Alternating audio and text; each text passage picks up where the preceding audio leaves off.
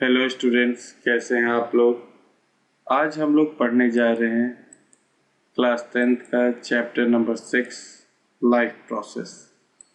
उसमें एक टॉपिक हम लोग पढ़ेंगे फंक्शन ऑफ स्टोमक के बारे में। तो चलिए शुरू करते हैं। सबसे पहले स्टोमक का फंक्शन क्या होता है। स्टोमक का स्ट्रक्चर कैसा है। Stomach is a thick wall bag like structure. Stomach एक बैग की तरह होता है जिसका वॉल जो होता है वो थिक यानी मोटा होता है। It receives the food from the esophagus at one end and opens into a small intestine at the other end. Stomach में फूड ओसोफेगस यानी फूड पाइप से आता है और कहाँ जाता है तो स्मॉल इंटेस्टाइन में जाता है। जैसे इस डायग्राम में आप लोग देख रहे हैं कि यहाँ से जो है फूड इंटर कर रहा है स्टोमक में और ये कहाँ जा रहा है, स्मॉल इंटेस्टाइन में। ये ओसोफेगस है और ये स्मॉल इंटेस्टाइन, यानी it receive food from the oesophagus at one end and opens into small intestine in the other end. यानी स्टोमक एक तरफ से ओसोफेगस से फूड लेता है यानी फूड पाइप से लेता है और ये कहाँ भेज देता है, स्मॉल इंटेस्टाइन पे। The inner lining of the stomach secrete mucus, hydrochloric acid and the digestive enzymes. जो स्टोमक का इनर वॉल होता है, जो इनर वॉल होता है स्टोमक का, वो क्या सिक्रीट करता है, वो सिक्रीट करता है म्यूकस, हाइड्रोक्लोरिक एसिड और डाइजेस्टिव एंजाइम्स को सिक्रीट करता है। The food is turn into semi solid mass in the stomach and is called chyme. Food जो है वो टूट जाता है सेमी सॉलिड, यानी यहाँ फूड जो है पार्शियली डाइजेस्टेड होता है। फुली डाइजेस्टेड तो स्मॉल इंटेस्टाइन में होगा। स्टोमक में फूड जो है पार्शियली डाइजेस्ट होता है, ये सेमी सॉलिड होता है यानी पेस्ट की तरह होता है, सेमी सॉलिड मास होता है और इसको हम लोग चाइम कहते हैं। The enzyme present in the gastric juices break down the food. जो वाल होता है स्टोमक पे, उस पे छोटे छोटे ग्लैंड्स होते हैं और वो ग्लैंड्स जो है गैस्ट्रिक जूस सिक्रीट करते हैं। जैसे ये स्टोमक हो गया, स्टोमक पे जो है छोटे छोटे ग्लैंड्स आप देख रहे हैं फिगर में प्रेजेंट है, इनको हम लोग गैस्ट्रिक ग्लैंड्स कहते हैं। गैस्ट्रिक ग्लैंड से जो एंजाइम्स रिलीज होते हैं वो फूड को क्या कर देते हैं, ब्रेक डाउन कर देते हैं। अब हम लोग देखेंगे कि गैस्ट्रिक ग्लैंड्स क्या होते हैं। Many small glands present in the inner layer of the stomach take part in the digestion of food. यानी स्टोमक के वाल पे छोटे छोटे जो है ग्लैंड्स प्रेजेंट होते हैं जिसको हम लोग गैस्ट्रिक ग्लैंड्स कहते हैं और वो फूड को स्टोमक में डाइजेस्ट करने में मदद करते हैं। These glands are present in the epithelial lining of stomach. ये स्टोमक के आउटर लेयर को इपिथेलियल टिश्यू कहते हैं। ये इपिथेलियल लाइनिंग यानी आउटर लेयर पे रखता है। स्टोमक के आउटर लेयर पे ये ग्लैंड्स प्रेजेंट रहते हैं स्टोमक के वाल पे। स्टोमक के इनर वाल पे यानी अंदर की दीवार पे जो स्टोमक के ये छोटे छोटे ग्लैंड्स प्रेजेंट होते हैं और इनको ही हम लोग क्या कहते हैं, गैस्ट्रिक ग्लैंड्स कहते हैं। The glands present in the different region of the stomach are called gastric glands और इसको gastric glands कहते हैं। They are responsible for the secretion of hydrochloric acid, mucus and enzymes like pepsinogen. ये तीन तरह के जो है केमिकल्स को सिक्रीट करते हैं, तीन तरह के एंजाइम्स को सिक्रीट करते हैं। पहला होता है म्यूकस, दूसरा होता है हाइड्रोक्लोरिक एसिड और तीसरा एंजाइम जो है पेप्साइनोजीन, जिसको हम लोग पेप्सिन भी कहते हैं। पेप्सिन और पेप्साइनोजीन में अंतर क्या है। पेप्सिन जो है इनएक्टिव स्टेट में रहता है, जब वो एक्टिव हो जाता है तो उसको पेप्सिन कहते हैं। यानी पेप्सिन जब इनएक्टिव स्टेट में रहेगा तो वो पेप्साइनोजीन कहलाएगा और जब एक्टिव हो जाएगा तो वो पेप्सिन कहलाएगा।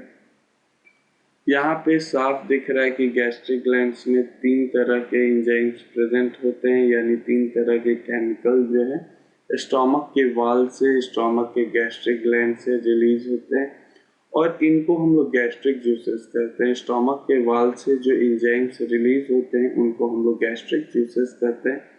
ये गैस्ट्रिक जूसेस आपके पेप्सिन होते हैं, जिसको एक्टिव स्टेट में ये पेप्सिन कहलाते हैं, इनएक्टिव स्टेट में इनको हम लोग पेप्साइनोजिन कहते हैं। फिर हाइड्रोक्लोरिक एसिड होता है और म्यूकस होता है। अब हम लोग देखेंगे gastric juices contain 3 substance, hydrochloric acid, the enzyme pepsin and mucus. इनका रोल क्या होता है? तो सबसे पहला फंक्शन हम लोग देखेंगे हाइड्रोक्लोरिक एसिड का। It makes the medium of the gastric juices acidic so that the enzyme pepsin can digest the protein properly। पहला काम क्या होता है? हाइड्रोक्लोरिक एसिड जो होता है फूड को यानी चाइम को जो है वो एसिडिक बना देता है। एसिडिक बना देता है ताकि जो है एंजाइम्स जैसे पेप्सिन जो गैस्ट्रिक ग्लैंड से रिलीज होता है यानी स्टोमक के वाल से केमिकल रिलीज होता है जिसको हम लोग पेप्सिन कहते हैं, वो तभी वर्क करेगा जब फूड क्या होगा? एसिडिक होगा।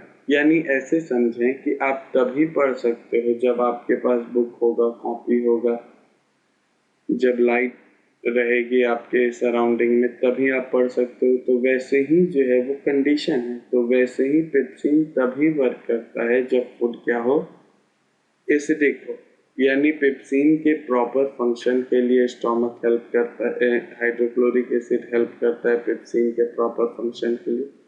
और साथ ही साथ अगर फूड में कुछ बैक्टीरिया प्रेजेंट है तो उसको भी मार देता है।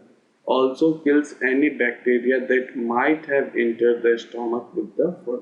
यानी एक तरह का ये डिफेंस मैकेनिज्म भी बनाता है कि हमारे स्टोमक में जो भी बैक्टीरिया प्रेजेंट होते हैं जो फूड के साथ इंटर हो जाते हैं हमारे बॉडी में, तो उनको भी ये मार देता है। दूसरा फंक्शन हम लोग देखेंगे पेप्सिन का। The enzyme pepsin digest the protein present in the food.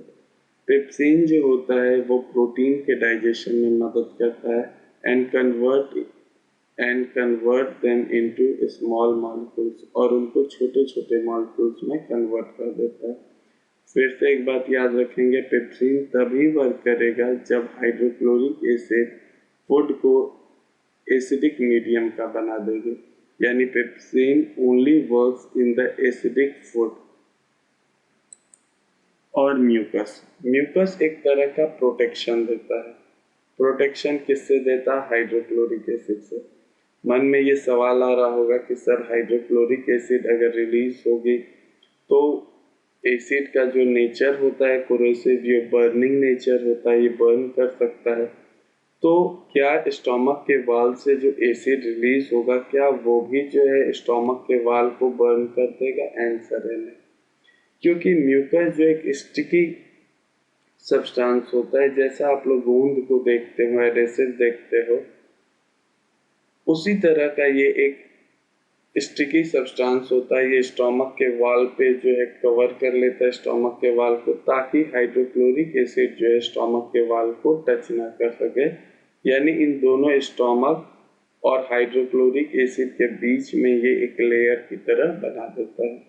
जैसे हम लोग ठंड के मौसम में जो है स्वेटर पहन लेते हैं, तो बाहर के एटमॉस्फेयर और हमारे बॉडी के बीच में ये क्या है? एक तरह का प्रोटेक्टिव लेयर होता है कि बाहर से जो ठंड हवा है वो अंदर इंटर ना कर जाए, हमारे बॉडी के अंदर ना इंटर कर जाए।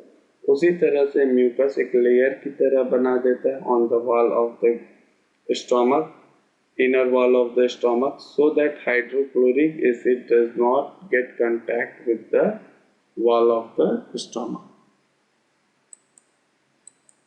Thanks for watching video. Have a nice day.